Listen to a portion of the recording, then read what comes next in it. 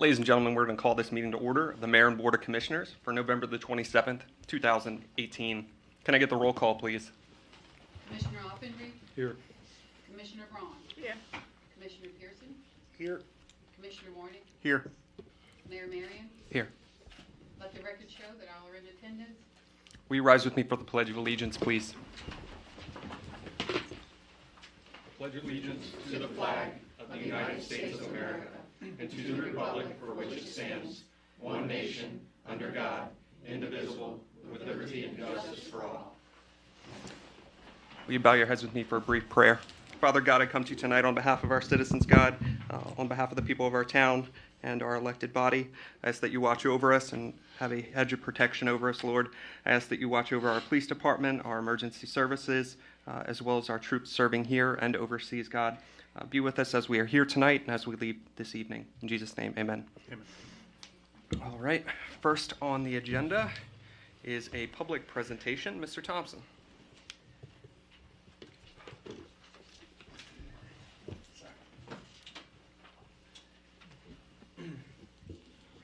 All right, well, good evening, everyone. I'm Jake Thompson. I'm a transportation planner for the Wilmington Area Planning Council. We do transportation planning in Cecil County and Newcastle County, Delaware. Just have a presentation tonight about our 2050 update to our regional transportation plan. I'm going to talk about some major long-range transportation projects in the region. Next slide. All right, so this slide shows everything that WMAPCO does, kind of an overview of all of our different planning products and projects. The Regional Transportation Plan is our long-range plan. It outlines major transportation projects and long-term goals over the next 20 years, and it's updated every 4 years. So we're currently working on our update for looking out to 2050. Our Transportation Improvement Program is our short-term plan. It programs projects for implementation over the next 4 years. It's updated every year. The Congestion Management System identifies congested corridors in the region, and the Unified Planning Work Program identifies our work tasks for each year. And there's community outreach is ongoing through all of our planning projects. Next slide. So just to tie these documents together, the Regional Transportation Plan is our principal plan. The long-term goals of the plan help inform our corridor studies and area studies. So the projects that come out of those plans should really work towards the long-term goals of the Regional Transportation Plan. And the projects that come out of those studies can be programmed for implementation in the Transportation Improvement Program. Next slide. So the RTP is our principal plan. The strategic policy of the plan includes goals, objectives, and actions. And the major transportation projects in the plan are organized into two categories, constraint and aspiration projects. I'll talk about those later. The RTP is updated every 4 years and has been since 1996, and our current update is due in March 2019. Next slide. So this slide is showing a schedule of all the key tasks working towards this RTP update. Earlier this year, we did a review of our regional progress report and public opinion survey. I'll describe those a little later. We developed draft goals, objectives, and actions, which are largely unchanged from the last RTP update. We did outreach with our partner agencies, civic associations, municipalities, developed project lists, did an air quality conformity analysis, and now we're on our first round of public outreach. Really hearing from the public what their thoughts on what they would like to see the transportation system look like 20 years out. So we had a virtual public workshop at the beginning of this month. We're also doing pop-up workshops as well as an online public survey, which is ongoing. Later this year, towards the beginning of next year, we're going to refine the document, and we should have a draft available in early January. So we'll have a second round of public outreach where people can comment on that draft. And we plan to have the draft adopted in March. Next slide. So we track progress on our regional transportation plan using our regional progress report. I like to think of this as our midterm elections of our planning process.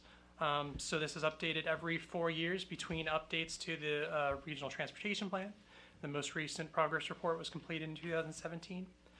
It relates the demographic and transportation trends in the region to the plan's objectives. So it's performance-based. It measures progress towards those objectives, and that helps inform the development of our next RTP. Next slide. So the progress report consists of a series of actions that are given a red light, yellow light, or green light, just to show how well we're doing on those. So 21% of actions got a red light. That means there's been negative change. For example, there's been slower growth in centers and cores, the downtown areas. So there's been more outward growth and more suburban sprawl. There's been more single occupancy vehicle trips, more vehicle miles traveled, and more crashes. But on the other hand, 50% of actions got a green light. So that means there's been positive progress. For example, air quality from transportation is improving in the region. We've made progress on our sub-regional plans, transportation justice initiatives, and promoting alternative transportation. Next slide. Our public opinion survey is a scientific telephone survey of 600 residents in the region, and it asks demographic questions to ensure that the results are generally reflective of the population. They match the demographic mix of the region.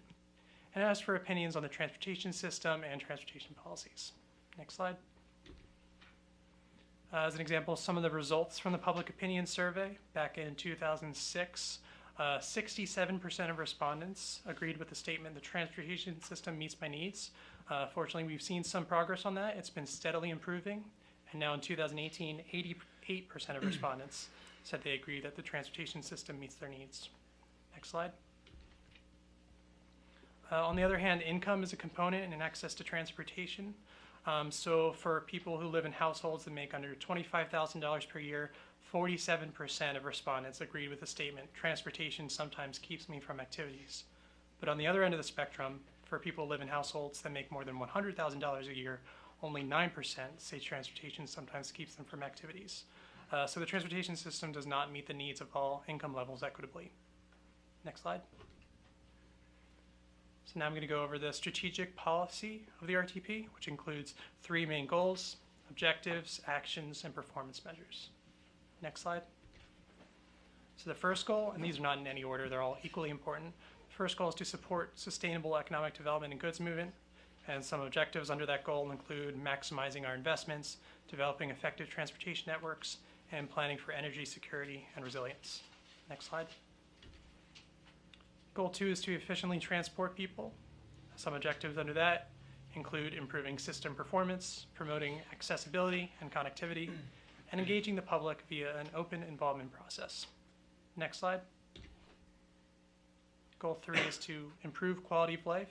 Some objectives under that goal include protect public health and safety, promote active transportation, preserve natural and cultural resources, and ensure transportation choice and equity.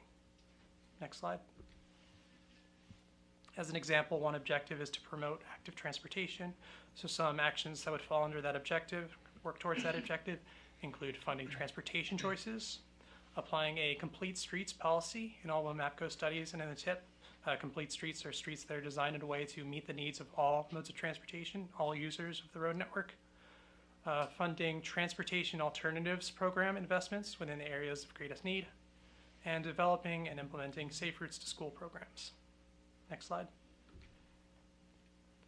So here's some more results from our public opinion survey, which really leads into the next topic, which will be about land use. 100% of respondents said it's sometimes or always appropriate to mix residential, office, and retail land uses. 93% said preserving open space and farmland is important. 90% agree that revitalizing existing communities and downtowns is important. 81% said connecting neighborhoods to nearby destinations is important. And 67% said development and transportation projects should be concentrated in areas with higher population and employment. Projects in rural areas should be limited to system and safety maintenance. Next slide. So that really leads into our next topic, transportation improvement areas. And these are categories of land use patterns, which helps determine the most appropriate types of investments. So for example, a major rail station upgrade would make sense in our center areas, which are dense downtowns, but might not make as much sense in our rural and developing areas. And those are currently being updated. Next slide. So here's a draft map of the transportation investment areas. In dark blue are the center areas. Those are your dense downtowns. In light blue are their core areas. So these are the developed areas outside of the downtowns, including Rising Sun. In yellow are the rapidly developing areas. In orange are the community areas. Those are mostly residential. And in green are the rural areas. Next slide. So now I'm going to get into the projects of the RTP. They're organized into two categories: constrained projects. So these are projects for which funding is expected by the target year, and I have some draft maps to show you. And then aspirational projects are projects for which funding is not available, but these are included so that they could be moved to the constrained list in a future RTP update in case if funding is identified, and those are under development. Next slide. So this map shows the financially constrained projects that are above $15 million. These are the most expensive projects. Some major notable projects in Cecil County include the I-95 expansion through the county, the Maryland 272 reconstruction through Northeast, and the MARC rail extension from Perryville to Elkton. Next slide. And this shows the financially constrained projects under $15 million. The only such project in Cecil County is the Elkton bus service circulator. Next slide. So the next steps for completing this report update include continued public outreach and agency coordination. We have an ongoing online public survey. It's available on our website, wilmapco.org/RTP. We're going to have our second virtual public meeting in January. Details are to be announced. Wilmapco's Our Town Conference is coming up in February. So it's a major conference we hold each year talking about various projects working on the region. So this year the RTP is going to be a major topic. The full public comment period will begin in January when we should have a draft of the report available. And we plan to have the report adopted by Wilmapco's council in March. Next slide. And I'd be happy to take any questions. Thank you. I have a question. Go ahead. Tom, this goes back to when you and I had met with Wilmapco about a year or so ago. We are still interested in Wilmapco trying to initiate conversations with the GIS mapping programs that are geared towards heavy truck traffic, that would make it so the GIS mapping would not easily recognize 273 and 274 is a place for a tractor trailer to be passing through town, because we have a hard time keeping street lights standing up, and it's really a problem with those long tractor trailers coming in. So when Tom and I had met with folks there about a year ago, they had said that they had looked into this with another community in which the mapping companies didn't, when you put the coordinates in to go somewhere, it would know not to direct truck traffic through downtown Rising Sun. So I think we'd still be very interested in that. Great. Yeah, do you know who you met with? Dave Gula. Okay. Yeah. He's our transit guru. He also does a little bit of mapping. Yeah, I don't remember. It was probably Dan Blevins. He does all the mapping work, data analysis, and he's our main freight guy. So he would be the person to direct that kind of question to. Right. Okay. Thank you. Thanks. Commissioner Warnick, Mr. House. So tonight we have the third and final of the House triplets has completed, and not the least by any means, but has completed his Eagle Scout project in Veterans Community Park, and he's actually going to do a presentation, and then I'll have a few comments afterwards.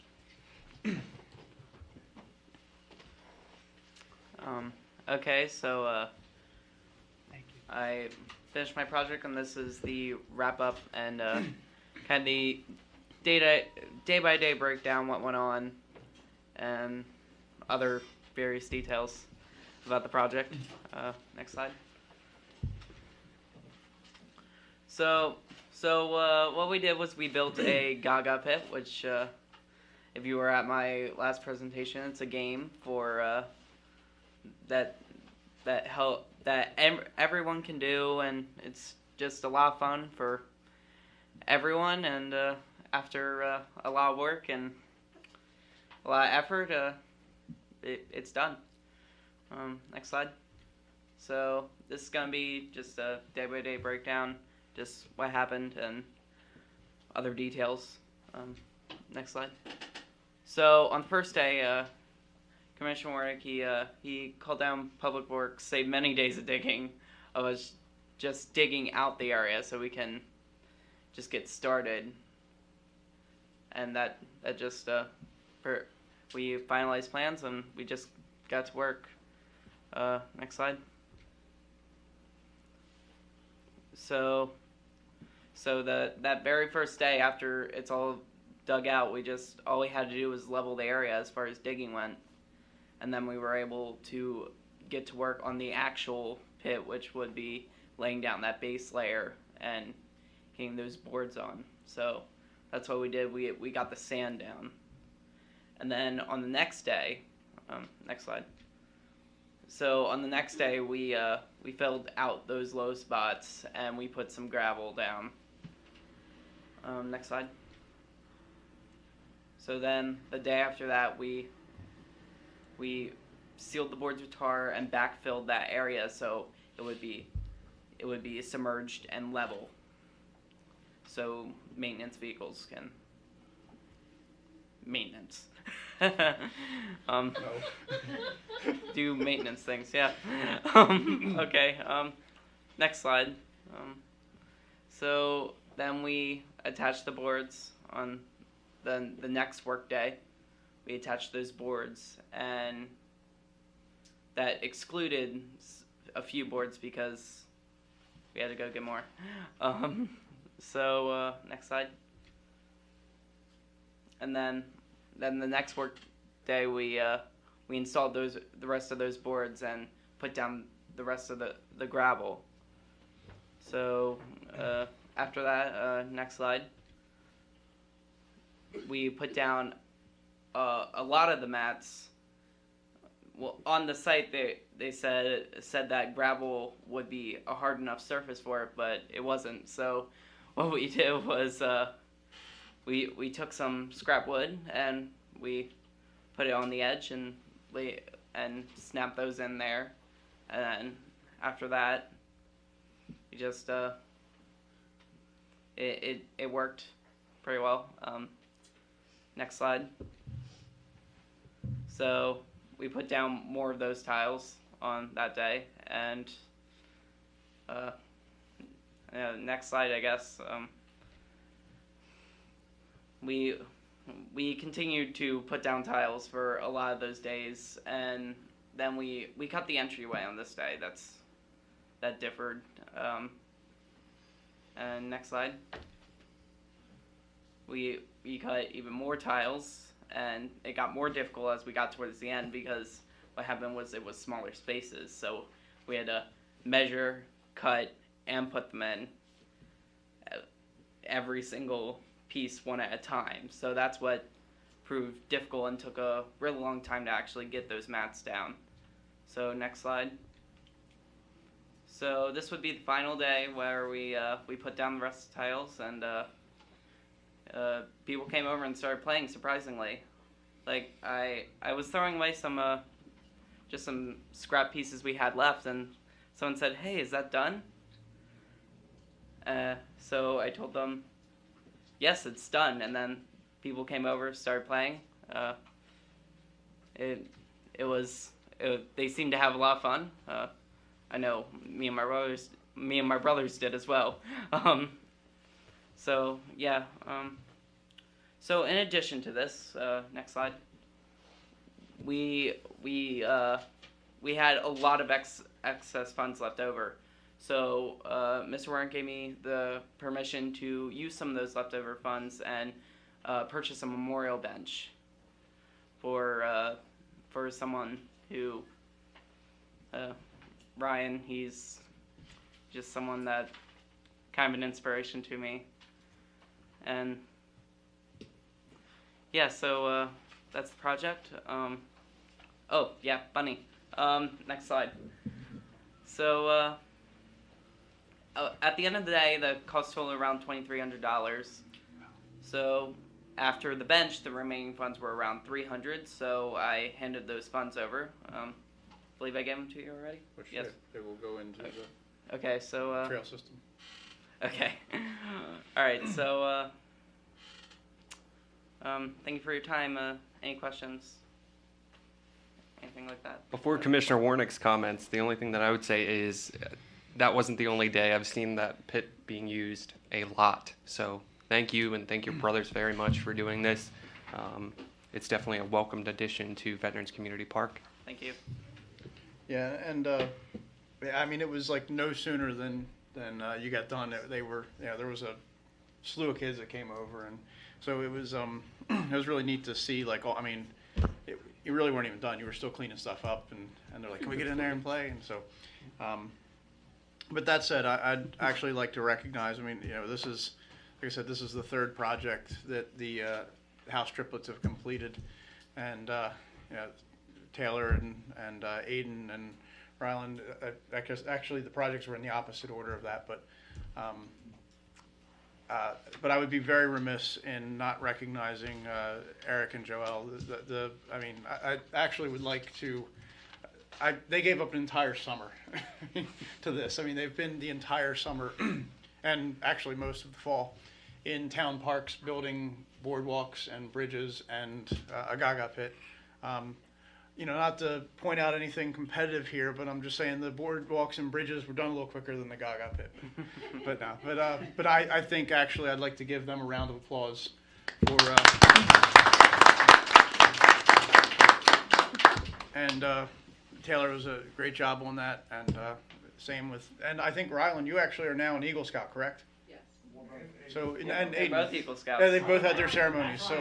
So two of them are actually actual Eagle Scouts now. So congratulations to both of you. And soon enough, I'm sure you'll be having your boards, and you'll have yours too.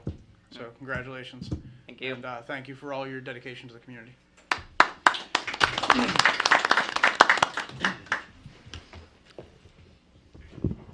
Town Administrator. All right, before you have a resolution, 2018-10, declaration of surplus property. Basically what this is a resolution that before the town can liquidate or dispose of any what is deemed surplus property, they have to pass a resolution declaring it surplus property, and then it sits for 20 days. So we're taking the steps to basically declare, and it's described in the resolution, but it's the land at the corner of Cherry Street and Walnut where the old water tower used to be. It's a triangular piece of land that the purpose at that time was to house. At one time, it housed a lot of different things. It used to house the Public Works garage at one point, and then the water tower.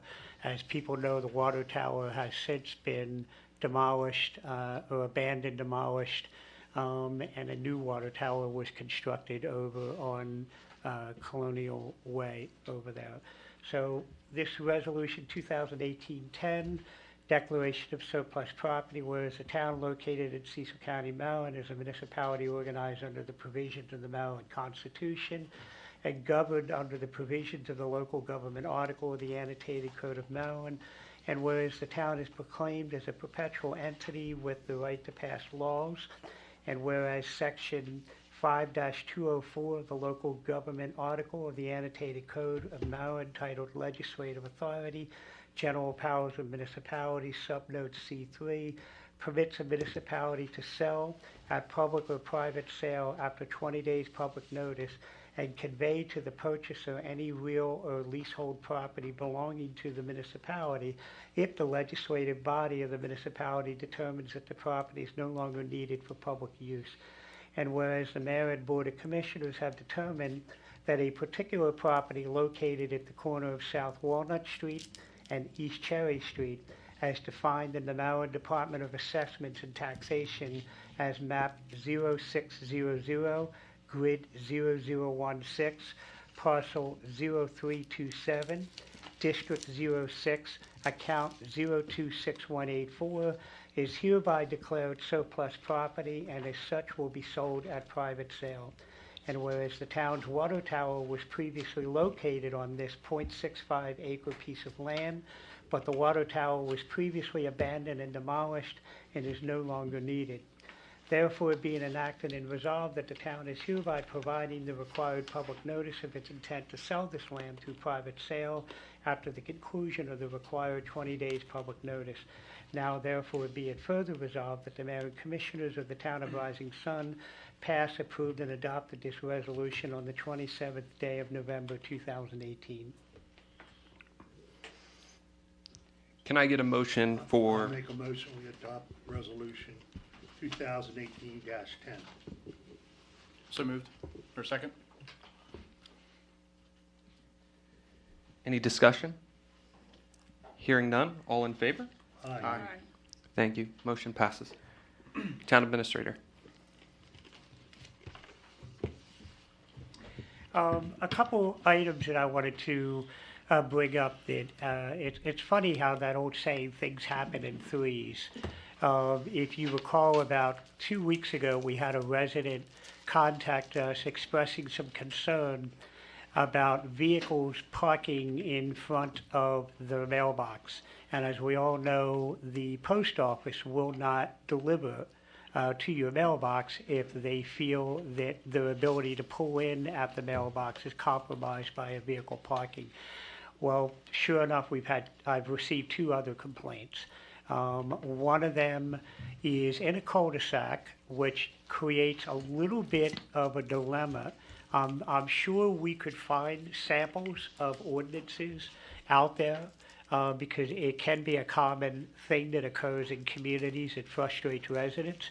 Cul-de-sacs can be difficult just generally given the nature of how cul-de-sacs are constructed. It's not very difficult to park in a cul-de-sac and be close enough to a mailbox that if the post office decides they do not want to get out of the vehicle to hand deliver the mail, they're not going to. The other 2 were located on what I would consider just straight line streets. And it's probably a little bit easier to create an ordinance prohibiting the parking there, but I guess the point is it something that you want to pursue considering some type of ordinance, because it does appear to be a growing problem with people blocking other people's mailboxes. So I just wanted to throw it out to you all to see if you had any thoughts. Something we can definitely talk about, inform possibly a resolution. Ordinance, but yeah, I mean, we've had the same issue in our cul-de-sac. We went quite a while actually without getting our mail delivered for that exact reason. So I can appreciate the concern, but I also understand the difficulty in crafting that in a way that we don't make it impossible to park in the neighborhoods. So, Yeah.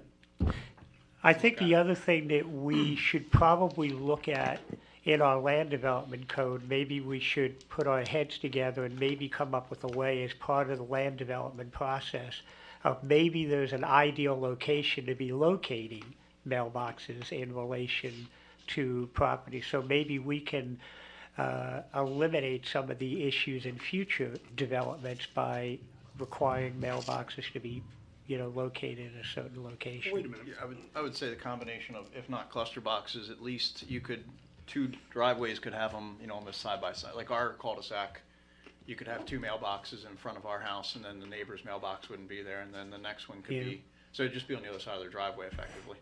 Right. So there's ways to do it. All right, thank you. Would anyone like to speak this evening? Okay, moving from citizens' input into the chief's report.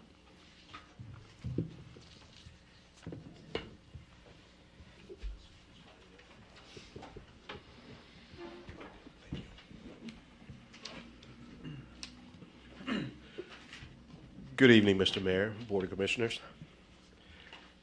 During the last 2-week period of 11/13 through 11/27, we've responded to 180 calls for service. There have been no significant trends noticed during that time period. The State Aid for Police Protection Grant has been submitted for the year 2019 through 2020, those fiscal years. We should be getting some results back from that the early part of 2019. As you recall from our last meeting, on November 10th, I launched the 10 Days for 10 Families. As a reminder, it was a program to feed those families or those children that had families that would not normally have a Thanksgiving dinner during that 4-day break from school. With the help of Lisa Tome and many others in the community, as far away as Cecilton, we were able to feed 15 families. That exceeded our goal by 5 families.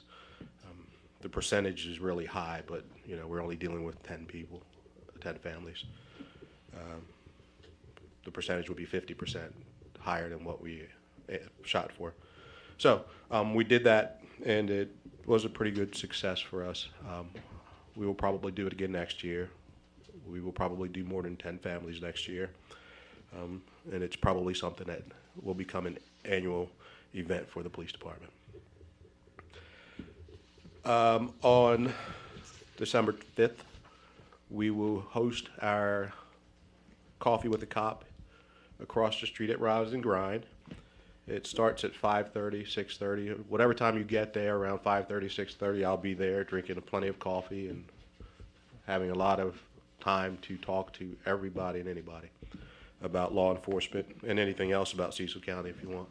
We can learn from each other. So if you have some free time, stop in and meet with me and some of my officers, and just let's talk. Also on December 15th, the 7th annual Shop with the Cop will be held. If you aren't familiar with that, I know the board's very familiar with it, and you all have participated in the past, and we are grateful that you do participate.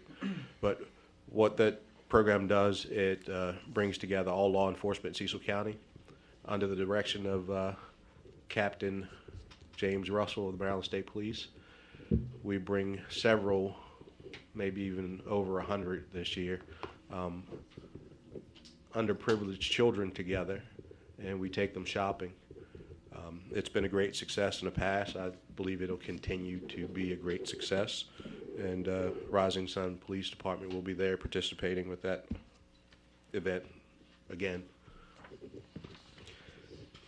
Lastly, if you can think back to last March, we had a wind event come through Cecil County where all the bridges were closed and traffic was backed up for several hours. A few rail cars were thrown into the Susquehanna River. Well, we're about to have another wind event. We're under a wind advisory starting 6 a.m. tomorrow with gusts up to 50 miles per hour. So when you get home, prepare, batten down the hatches, trash cans, grills, Christmas decorations will all be blown around if they're not tethered down tightly. With this event, the National Weather Service even noted in their announcement that sometimes it's difficult to drive in wind. If you are driving a high-profile vehicle or on a motorcycle, things like that, they blow around in the wind. So use care and caution if you go out and about. Again, the wind gust can get up to 50 miles an hour tomorrow. With that being said, that's my report, unless we have any questions. I just want to commend you and your officers for the campaign that you did for those Thanksgiving meals. I heard many great things about it, and it was very welcoming to see your office door get crowded with turkeys. Turkeys, yes, absolutely, and different Thanksgiving items. So, Thank you, great. sir. Thank you. You said the 15th, right? For Shop with the Cop? Yes. Town Administrator, do you have a report? Yes. A couple of things I want to highlight of the staff. The Public Works Department has been pretty busy with the water main break that we had, the snow.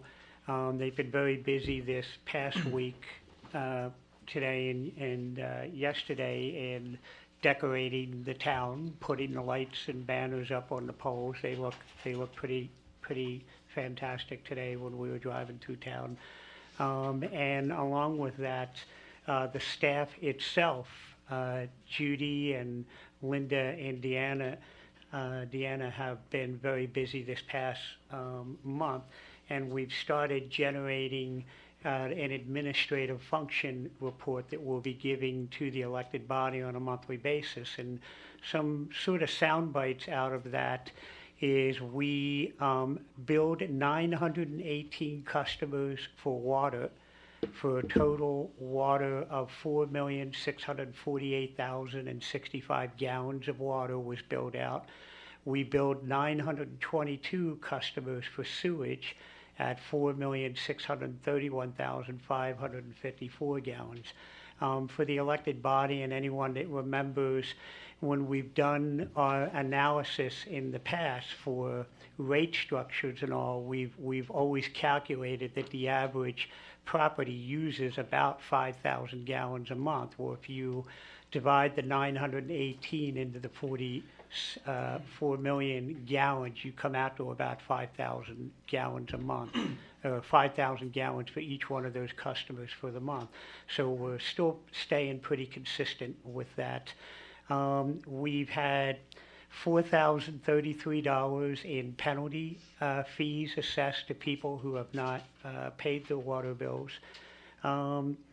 The staff is working very hard to create a communication program where we've been asking residents to give us phone numbers, emails, so that we can contact them on a regular basis about different issues that might pop up. One of the things is we have the ability to let somebody know when they have what would appear to be a water leak in their property, and we can help to save somebody a lot of money by letting them know that the water has been running for a 24-hour period straight. Even the smallest little stream of water, our system can now pick that up. And so it would just make it a lot easier for us to be able to send somebody a text message, an email, whatever, letting them know they might want to check the system. Payment processing credit cards, people have asked before about how prevalent the credit card system was. If you remember when then Commissioner Marion introduced it, many years ago, it was a question of, is this really going to be used? Well, put it to you this way, of the 918 water customers that are billed, or 922 of the sewer, 785 of those customers are have been using the credit card payment system there. So it's pretty robust. We've also processed 135 calls during the month. We're getting very detailed about logging calls that come in. We have a lot of activity that happens in town hall, so we've been logging it and breaking it down into different issues such as billing issues, bulk pickup, inquiries for the police department, public works inquiries, permits, people about address changes, trash can replacements, final bills, recycling bins, zoning questions, requests for actions, deeds of trust, we get a wide gamut of phone calls that come in here on a regular basis, and we do track them in a log system so that we can follow up. The one thing that jumps out at me, though, that I would like our residents to meet us maybe halfway on some of these issues is the request for action. We have a very robust request for action system. By tracking it, we can mitigate complaints or requests that come in that slip through the cracks by the way we're tracking them. But we do not monitor Facebook on a regular basis. We just don't. And some of the community Facebook pages out there that are good places for people to talk about Rising Sun and to share different events and stuff. That's not something that we're monitoring.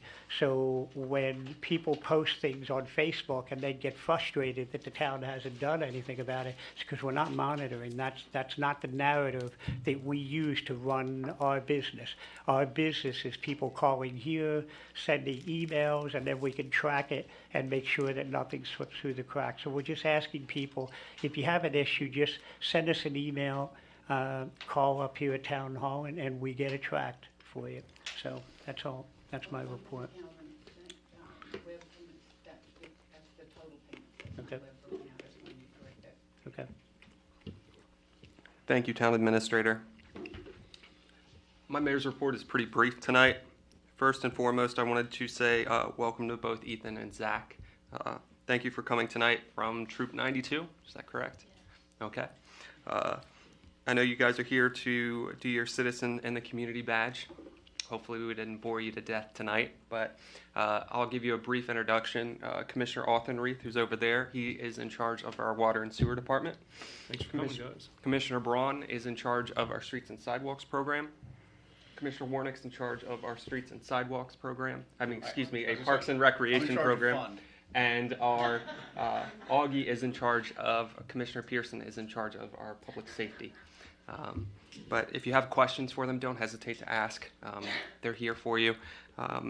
If you have any questions of me, feel free to ask as well. I wanted to say that this year is the first year that the town of Rising Sun is going to be part of the Cecil County Christmas Parade. We're going to all be there together. We're excited about that.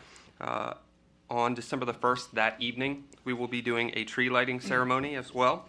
And that's from 6 p.m. to 8 p.m. with carols, conversation, and more. This is just an additional program into our traditional carol sing, which will still be held on Tuesday. We're going to be working with Rise and Grind. They're going to be doing a Christmas market out there as well on December the 1st. So weather permitting, it should be a good evening. I will have an update on Facebook and our town website for a rain date if it does rain. I wanted to say a big shout out to everyone that came out for Small Business Saturday. The different businesses throughout our community were definitely crowded. That was good to see. I know I went into Sun Pharmacy to pick up a few holiday gifts, and it was packed. And then I went into Rise and Grind, and it was packed as well. So that's great to see. The Rising Sun Community Fire Department will be bringing Santa around on the 15th, starting at 10 a.m. So he will be visiting the community. That's always great. I also wanted to share an email I got. This is starting to happen regularly from a realtor who I'm not going to name because I'm not going to promote just a certain realtor. She said, please let me know if you know anyone that is interested in looking to sell their home. Inventory is very low and demand is very high within the town of Rising Sun. It is definitely a seller's market, and she put that in quotations. So if that's something you're looking for, reach out to your local realtors because right now it seems like like I said, the inventory is low and the demand is very high within the town of Rising Sun. The anonymous people who care about the community, I won't use the other word, had a bike drive in our community, and they were able to bring in 90 bikes for kids for Christmas this year. So that's a great organization that is part of our community. And that will conclude my report. The only other thing I have is we had a visit from our elf on the shelf. Many of your kids in the community have elves on the shelves. Ours is a little bit of a misbehavior. He decided to draw mustaches on both myself and Commissioner Warnick. But stay tuned on social media because I'm sure he will be here throughout December providing antics. Commissioner Auchenreith. Can you recognize the scouts that did the trees out on the front porch? I saw them out there Saturday, and it was kind of chilly that day. Yep, so. Absolutely. Was that Troop 92? Was that you guys? No, that's PAC 28. PAC 28? Okay, well, a big shout out to them, and thank you for decorating our tree. Myself and our town administrator were just talking about getting a larger tree for next year so that it'll be a little bit bigger for the kids to decorate. But it definitely looks great. And also building upon what the town administrator said, a huge thank you to the staff for all the decorations they put up in Town Hall and outside Town Hall. We have a town Christmas tree that should be delivered later this week, and the staff have will be decorating it as well. So a huge shout out to them and thank you for doing that. Commissioner Autenrieth. I just wanted to announce, I got an email from Renee Dixon over at Rolling Hills Ranch that next Sunday the 2nd, they're doing Christmas with the Ponies. Those of you that know, that's an organization that helps a lot of physically and mentally handicapped and emotional issue children and adults. So if you can go over and support them next Sunday. Also get up to Plumpton Park Zoo. They have a lot of Christmas events going on throughout December with all the animals up there. That's all I have. Thank you, Commissioner Autenrieth. Commissioner Braun. I have nothing. Commissioner Pearson. Okay, let me start off by, over the weekend, we had an unfortunate incident where someone stole Christmas decorations. Now, the sad part of it is, the people who had it stolen had been part of the Chamber's Christmas decoration program last year, and had taken their winnings and purchased this. It was a unique Christmas decoration. It's the first time I've heard about it in all the years that I've been here, but it does not, doesn't surprise me at all. But I do want to emphasize, it is illegal to steal or deface Christmas decorations. And if you're caught, we will prosecute you to the fullest extent that we possibly can. So please, everybody, pass that along. It's just not fair to people who are trying to really promote Christmas to have something like this happen. The other thing that I'd like to remind people of, do not block this intersection at Queen and Pearl Street. We are in the process of getting some signs to remind you. But if you are stopped southbound on Queen at the light, do not go through the traffic stop sign and block the entrance to Pearl Street.